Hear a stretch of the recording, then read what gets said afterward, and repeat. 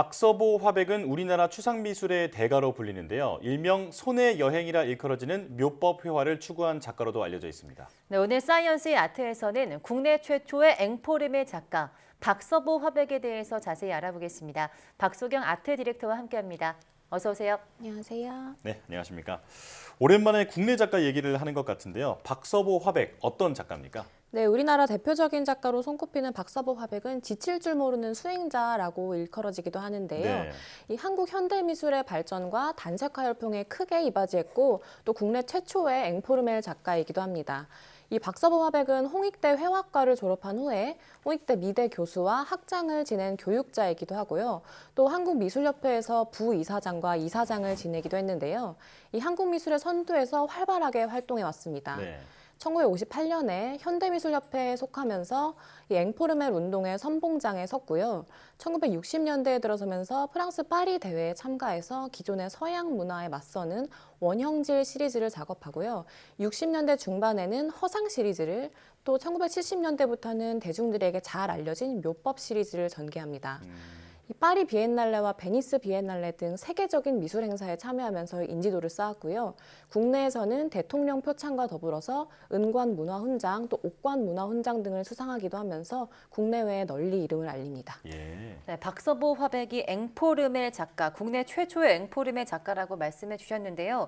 앵포르멜에 대해 자세히 알려주시죠. 네, 이 앵포르멜이란 영어 인포멀의 프랑스식 발음으로 추상 미술의 일종인데요. 네. 기하학적인 형태의 기존 추상 미술이 아니라 비정형적이고 주관적인 미술을 뜻하는 하나의 추상 미술 사조입니다. 이 시간적 배경으로는 제2차 세계대전 이후에 프랑스 중심으로 일어난 운동입니다. 그 전인 1차 세계대전 이후에는 유럽의 미술계에서 앵포르멜과 반대로 기하학적이고 정형화된 일명 차가운 추상이 주를 이뤘는데요. 이 기하학적인 형태를 떠올려 보면 뭔가 좀 계산적이고 많은 것을 생략한 듯한 함축적인 느낌이 납니다. 네. 즉 기하학적이고 정형화된 형태가 아니라 공간이나 재료의 질감 등에 집중하자는 의미로 보면 됩니다. 또 대표적인 작가로는 장 뒤비페가 있고요. 국내 최초의 앵포르멜 작가로는 우리 박서보 화백이 손꼽히고 있습니다. 그렇군요. 자, 그런가 하면 박서보 화백이 20대 때 반국전을 선언하기도 했다고 하는데 이 반국전은 무슨 뜻입니까? 네, 먼저 국전이라는 말에 대한 설명을 해야 할 것 같은데요. 당시에 미술계에는 신진 작가들이 쉽게 말하면 데뷔를 하거나 또 기성 작가들이 작품을 알리는 중요한 통로가 있었습니다. 바로 대한민국 미술 전람회인데요. 이것을 줄여서 국전이라고 불렀습니다. 아, 네. 네, 대부분의 작가는 이 전람회를 통해서 화단의 이름을 알리기 시작했기 때문에 아무래도 좀 미술계에서 권력이 클 수밖에 없었는데요. 이 박서보 화백은 1956년 26세 나이로 이 국전에 저항하는 반국전을 선언하게 됩니다. 이 박서보 화백은 반국전 선언을 회상하면서 한 인터뷰에서 이렇게 이야기했는데요. 국전의 작품들은 한마디로 이름만 떼면 모두 한 사람의 그림 같았다. 다양화가 필요했다. 네, 시간이 흐르면서 기존의 이념도 다양화되고 또 반대 의견도 제시되어야 한다고 이야기했습니다. 또 이때 일 때문에 이후에 생활고에 시달리고 억울한 일도 많았다고 하지만 이 박서보 화백의 신조가 변하지 않으면 반드시 추락한다 하거든요.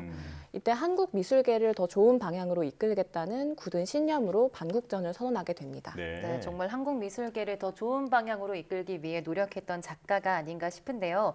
그렇다면 박서보 화백의 대표적인 작품은 뭐가 있을까요? 네, 아무래도 이 묘법 연작이 박서보 화백의 대표적인 작품이죠. 네. 화백의 쉼없는 반복적인 행위를 통해서 이 캔버스가 채워지는 작업입니다. 무위 자연을 추구하는 자아 성찰의 결과물이기도 한데요. 이 묘법 시리즈는 작업 시기를 크게 전기와 후기로 나누기도 합니다. 1970년대의 초기 묘법은 캔버스 위에 연필 등으로 선을 꾸준하게 긋는 행위, 즉 스케치와 드로잉이 특징이고요. 이런 반복적인 행위에 무의자연의 이념을 담습니다.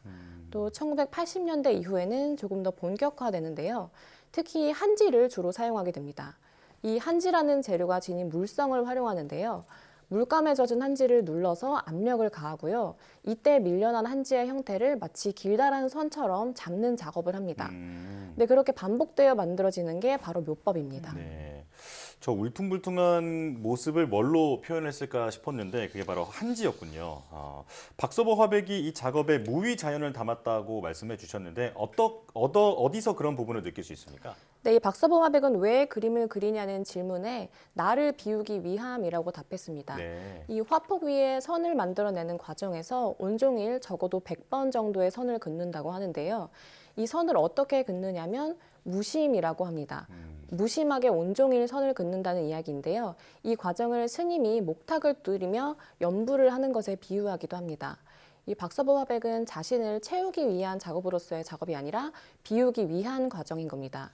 네, 이런 무심한 행위가 반복되면 경지에 이르고 그것이 곧 무위자연으로 이어지는 거죠. 네, 자신을 채우기 위한 작업이 아니라 비우기 위한 과정이라는 말에서 예술가스러움이 좀 느껴지는 것 같습니다. 박서보 화백이 최근에 협업도 진행했다고 들었는데요. 대표적인 협업 사례 소개해 주시죠. 네, 먼저 제가 관람하면서 좀 큰 영감을 받기도 한 전시인데요. 이 박서보 화백과 프랑스의 대표적인 조명회사인 세르주무이가 협업을 했던 세르주무이 박서보의 색채를 입다라는 전시였습니다. 네. 이 전시는 프레임빌라에서 진행됐는데요. 아쉽게도 지금은 마감이 됐습니다만 이 전시에서 세르주무이와 박서보 화백의 협업 작품이 세계 최초로 공개돼서 굉장히 이슈였죠.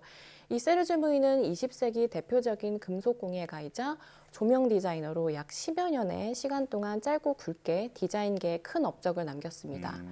이 세르주무이의 조명에 박서보 화백의 색채를 입히는 협업이 진행됐었습니다. 네, 저도 이 전시 다녀왔는데요. 세르주모이의 그 특유의 클래식하고 독특한 형태와 박서보 작가의 색채가 만나서 정말 독특하고 아름다웠던 전시회였습니다. 그런데 사실 저는 박서보 화백하면 이런 협업도 있지만 또 패션 협업도 빼놓을 수 없을 것 같거든요.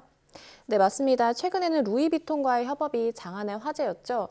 이 현대미술 작가들과 협업하는 아티카피신 프레젠테이션 프로젝트에서 올해 박서보 화백과 더불어 그 우고 론디노네 또 다니엘 비랑 등과 협업을 진행했는데요. 동시대 핫한 작가들만 정말 모아놓은 것 같습니다.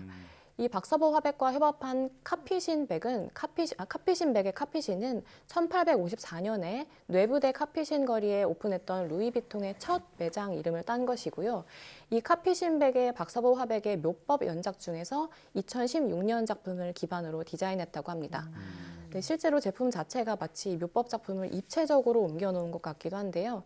박서보 화백은 이 밖에도 국내외 유수의 브랜드와 꾸준한 협업을 진행해 왔는데요.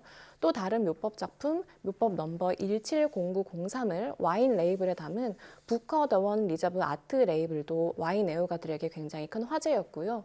그 밖에도 다양한 브랜드와 활발하게 협업하고 있습니다. 네. 조명부터 의류, 와인까지 다양한 분야의 브랜드와 협업하고 있다는 점이 좀 자랑스럽게 느껴지는데요. 자, 그런데 박서보 화백의 작품은 어떻게 관리되고 있습니까? 네, 이 박서보 화백의 작품은 기지재단에서 관리가 되고 있습니다. 이 기지재단의 기지는 기계와 지혜를 의미하는데요. 이 기지재단은 박서보 화백이 낸 재원으로 2019년에 설립된 비영리 재단입니다. 이 박서보 화백의 작품 관리와 관련 자료들뿐만 아니라 전시를 개최하기도 하고 또 여러 협업을 진행하기도 하는데요. 지칠 줄 모르는 수행자인 박서보 화백의 긴 작품 인생을 조명하고 또 지원하는 역할을 충실히 하고 있습니다.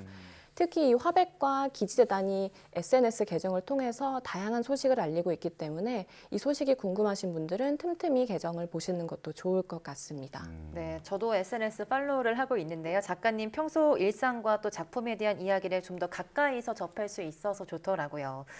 네, 오늘 박서보 화백에 대한 이야기는 여기까지 듣겠습니다. 박수경 아트 디렉터와 함께했습니다. 고맙습니다. 그렇습니다.